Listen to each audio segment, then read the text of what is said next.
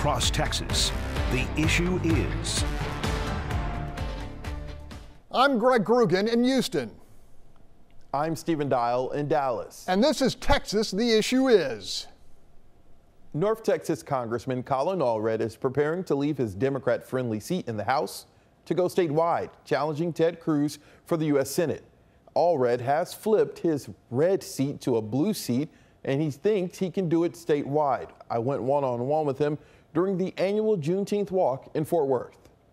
Say hello, Senator-elect. Congressman Collin Allred met with supporters in Fort Worth during the annual Juneteenth walk with Opal Lee. She was instrumental in having Juneteenth recognized as a federal holiday in 2021. Ted Cruz, we got to get rid of him too. You got to get rid of Ted. Yeah. That's what you're running for, right? Yeah. Okay, so you think we don't know? We've been following. I know. The 40-year-old former NFL athlete is now in his third term in Congress. In May, he announced something bigger, that he's running for the U.S. Senate. Beto O'Rourke was the closest to do it. What sets you apart? You're trying to appeal to, Republicans and independents. What makes you different than Beto O'Rourke or any other Democrat running against Ted Cruz? Well, I think we know as Texans that we can't afford to have another term of Ted Cruz representing us in the Senate. That's really what it's about. It's not about the presidential race. It's not about past races. This is about me versus Ted Cruz. We know we can't count on him in a crisis. He went on vacation during our freeze. And he's one of the people who tried to lead the insurrection on January 6th. So I think that's not the Texas that I know. You flipped a district, yeah. But now you're taking it statewide. That's a big difference. What changes now for you? Well, not much actually. It's the same approach. It's trying to get, bring folks together to try and get more people involved in our democracy because, I was a voting rights lawyer and I think that matters to me.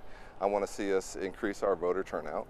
But it's also about getting folks who maybe don't see themselves reflected in this version of the Republican Party, or certainly don't see themselves the same way Ted Cruz represents them. Give them a chance to vote for somebody like me. Do you think the Biden administration has done enough in reference to fixing the problem, the surge at the border? Well, my family's from Brownsville. My grandfather was a customs officer after the Second World War when he fought in the Navy. I know that our border communities have deserved more support over multiple administrations because this is not the first time we've seen surges of migrants coming to those communities, and it's often been the case that the federal government has not done enough. But it's also true that for 10 years, Ted Cruz has been in the Senate. He's done nothing to fix this problem. It's not just a situation where you go to the border and point out problems and act like you're on a safari. You're a legislator. You're in the United States Senate.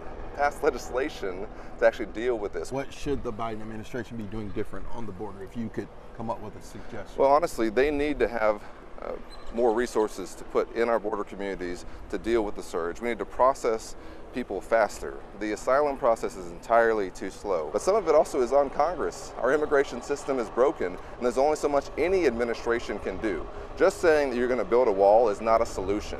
Yes, we have some physical barriers there. We want to channel folks to ports of entry, but that's not a solution to our immigration system. It's much more complicated than that.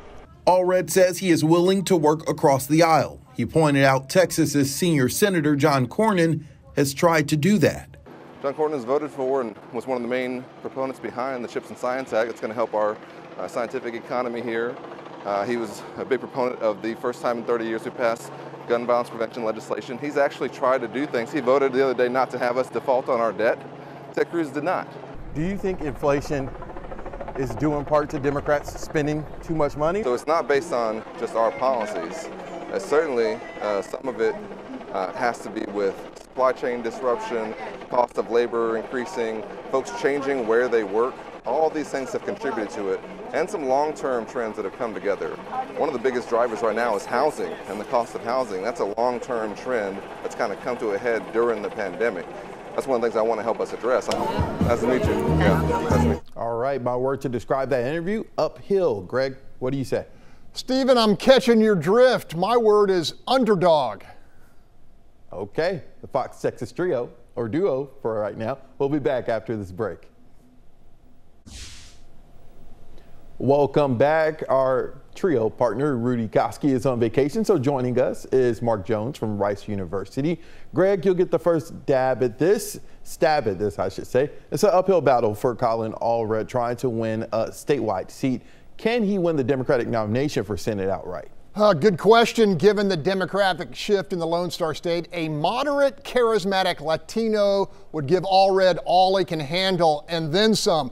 Whether that is San Antonio State Senator Roland Gutierrez or one of the Castro brothers or even a female candidate from the left wing of the party, Allred will likely have his hands full just getting to a one-on-one battle with Ted Cruz, and in a race where the greenback will not be a holdback for the incumbent. An expensive primary fight could leave the last Democrat standing semi-broke and battered going into the fall. Mark, Greg mentioned money. Allred is known in North Texas. He's in his third term, but Texas is a huge state, requires a lot of money. How can Allred get that name recognition as far as El Paso, South Texas, and those areas? Well, that takes two things. One, traveling the state nonstop, which is difficult to do when you're a sitting member of Congress like Congressman Allred. Ted Cruz, back when he didn't have a day job, could do that when he was competing against David Dewhurst and raise his name recognition.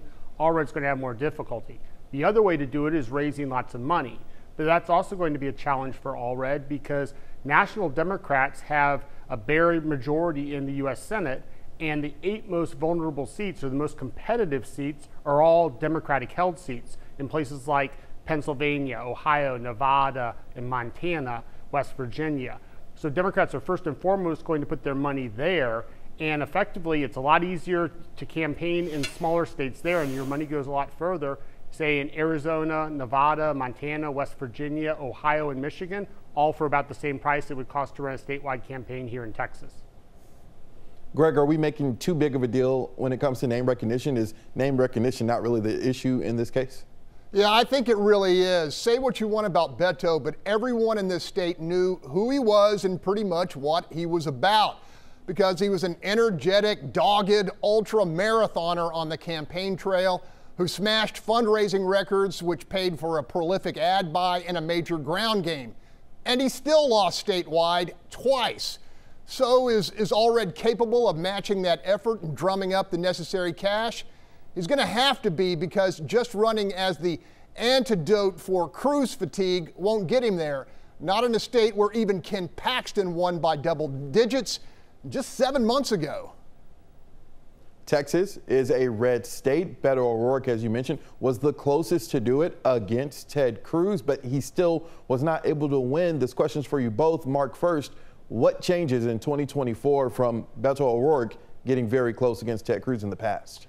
Well, I think it's actually going to be harder for Allred. Beto was able to sneak up on Cruz from behind because effectively Republicans were asleep at the switch and weren't ready for the Democratic challenge they faced back in 2018.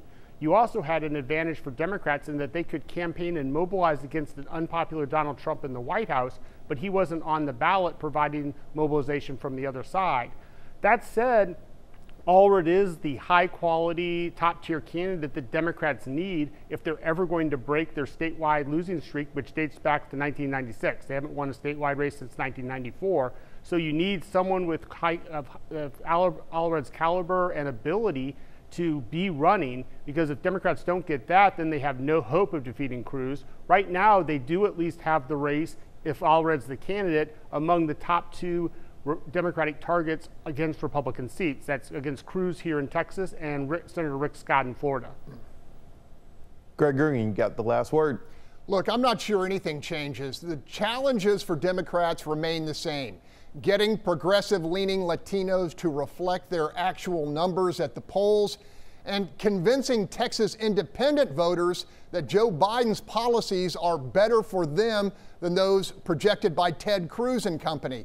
Over the next 16 months, I just don't see either happening in an election-altering way. I was interested in Allred talking about, in a positive way, Senator Cornyn. I think that's an attempt to go after independents. All right, really quick, yes or no answer. Mark, do you think Collin Allred can win the Democratic nomination? I think he can win the Democratic nomination. He may have a challenge from Roland Gutierrez, but I think he would be the strong favorite to win it. Greg, quick answer. Look, I think Collin Allred is a very attractive, articulate candidate. He's just got to get his name out there. Can he beat Cruz? I think that's a real long shot. All right, that's all the time we have. To see this interview or any of our past interviews, go go to our station's YouTube channels and keep the conversation going with us by interacting with us on our social media sites. The Fox Texas Trio is off next week for a little summer vacation, but we will be back in business July 9th to discuss another contentious topic. In the meantime, be sure to let us know what you think the issue is.